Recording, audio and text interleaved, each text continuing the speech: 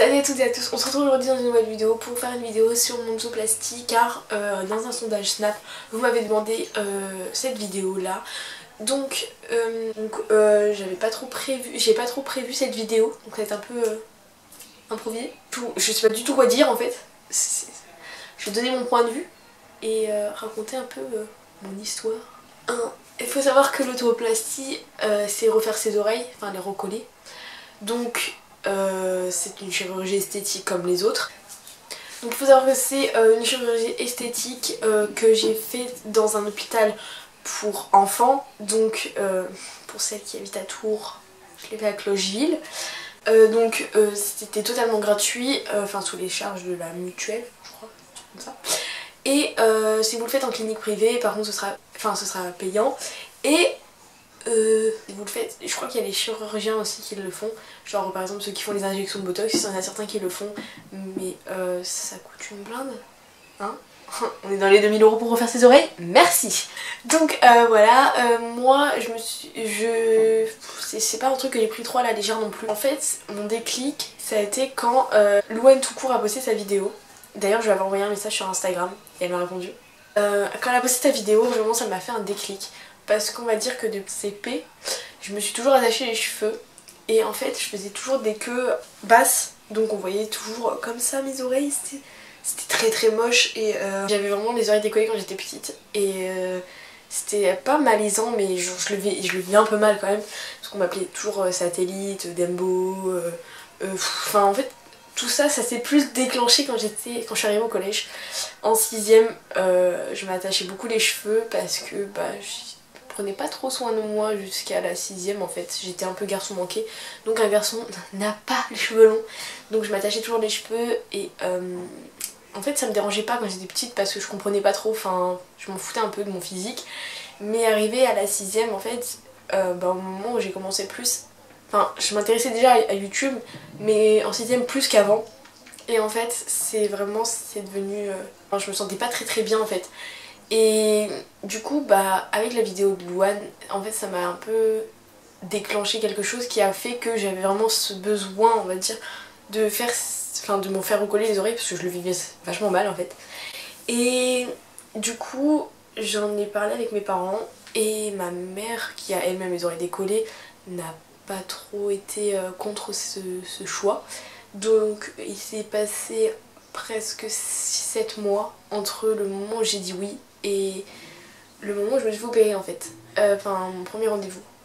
Donc on avait appelé et on avait pris un rendez-vous. Donc il faut savoir que les rendez-vous sont très longs. J'avais attendu 6 mois exactement pour me faire opérer. Donc comment vous dire que j'avais appelé vers juin, je me suis fait opérer en janvier. Donc j'avais appelé juste avant de partir en vacances et je pensais vraiment que ça allait se faire vite. Je pensais que j'allais partir en vacances, que j'allais pas avoir le temps d'y penser, que à la rentrée j'allais me faire opérer, que j'allais arriver à la rentrée en 3ème avec des belles oreilles et tout. Et en fait ça s'est pas du tout passé comme ça. C'est à dire que j'ai eu le rendez-vous, au mois de décembre j'ai eu mon rendez-vous, ou avant je sais plus trop. J'ai eu un rendez-vous avec ma chirurgienne, qui était d'ailleurs super gentille. Et en fait j'ai eu mon rendez-vous avec ma chirurgienne, elle m'a expliqué comment mes oreilles allaient être, ce qui allait se passer un peu. Et elle m'a redonné le rendez-vous le 16 janvier avec c'était un rendez-vous pré-anesthésique en fait, avec l'anesthésiste pour savoir comment j'allais être endormie et comment ça allait se passer un peu. Donc j'ai attendu ce rendez-vous un peu avec impatience quand même.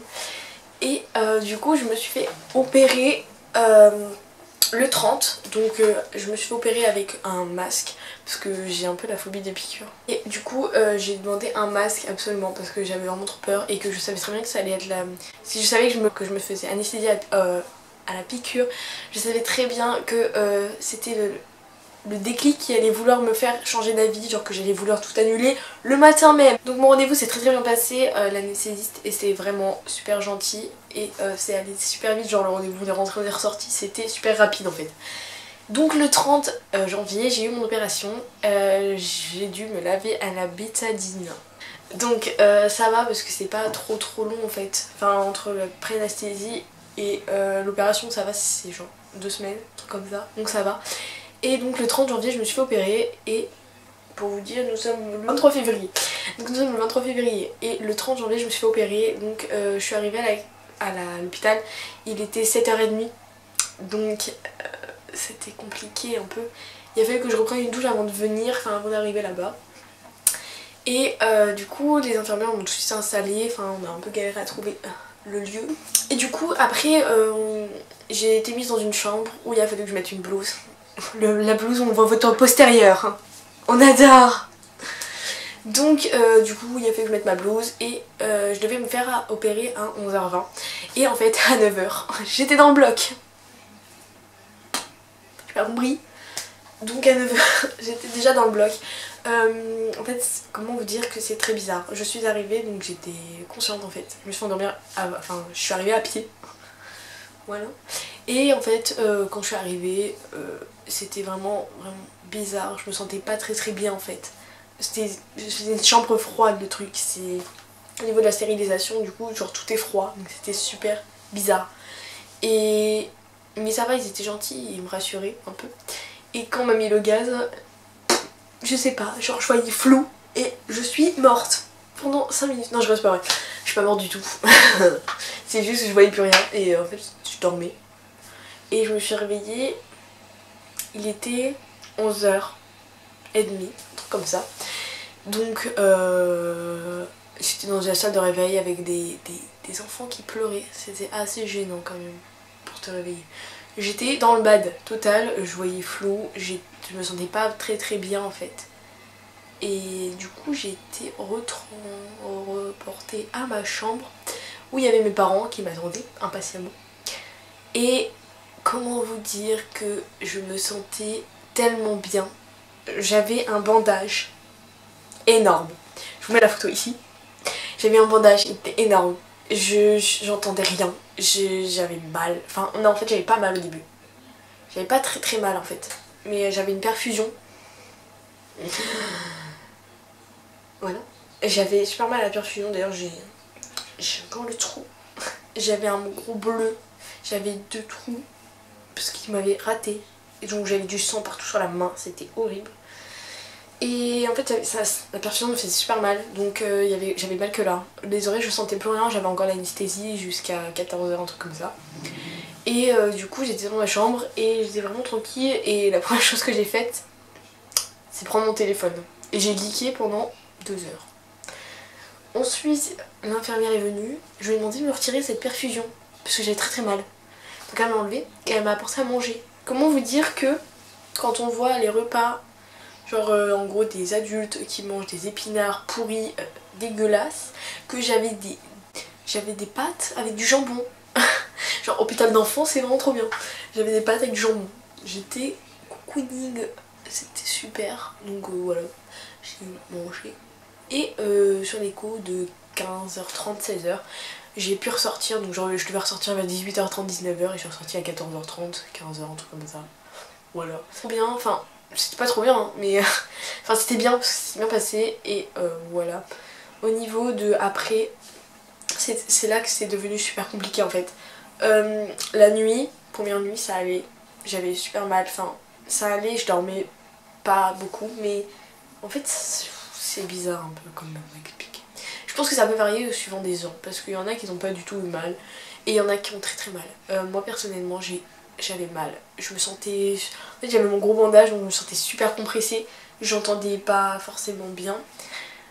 Comment vous dire que quand on vous appelle au téléphone, vous pouvez pas décrocher.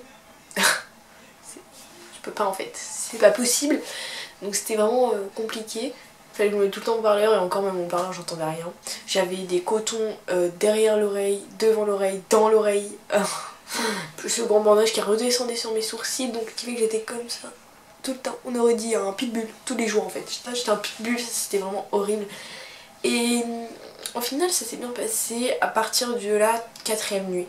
Je dormais mieux et voilà, sachant que moi j'ai l'habitude de dormir sur les côtés, sur le côté. Donc c'était vraiment gênant, je pouvais plus dormir en fait.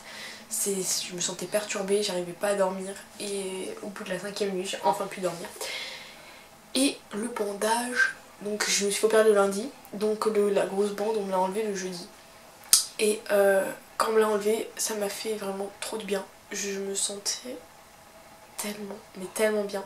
Enfin ça m'a soulagée d'un coup en fait. Et vraiment je peux pas... Genre ça faisait trop bien. Mais après ça me tapait dans les oreilles, ça me faisait mal. J'avais des bleus. Je portais un bandeau noir, donc un bandeau clair, c'est un banal, pendant un mois. Donc là je l'ai enfin enlevé. Enfin, presque un mois, c'était 3 semaines et demie je crois, un truc comme ça. Donc c'était 3 semaines, donc moi je l'ai enlevé. Et maintenant je dois porter le bandeau que la nuit. J'adore. Donc voilà, au niveau de la douleur, parce que ça c'est une question que beaucoup vous m'avez posé, la douleur, vraiment, comment vous dire que ils ne m'ont pas donné de cachet en fait, j'avais des Doliprane, genre Doliprane en mode tu prends ça quand t'as mal à la tête. La douleur c'était horrible, je me mettais à pleurer, j'insultais tout le monde, j'étais vraiment désagréable je pense. D'ailleurs, désolée maman, je t'aime. Voilà, bilan, je suis très satisfaite de mes oreilles malgré que j'ai souffert, mais ce n'était qu'une semaine dans ma vie où j'ai souffert. Et voilà, maintenant je suis mieux, et je le vis mieux, on va dire. Donc voilà, tout le monde est à la fin de cette vidéo, j'espère qu'elle vous aura plu. Si c'est le cas, n'hésitez pas à mettre des pouces en l'air. Si vous avez des questions, mettez-les en commentaire et j'y répondrai. Voilà, n'hésitez pas aussi à me mettre des idées de vidéos dans la barre d'infos. Et voilà. Je vous mets aussi mon Snap en barre d'infos ainsi que mon Twitter et mon Instagram. Voilà. Je vous dis à plus tard dans une prochaine vidéo. Bye tout le monde.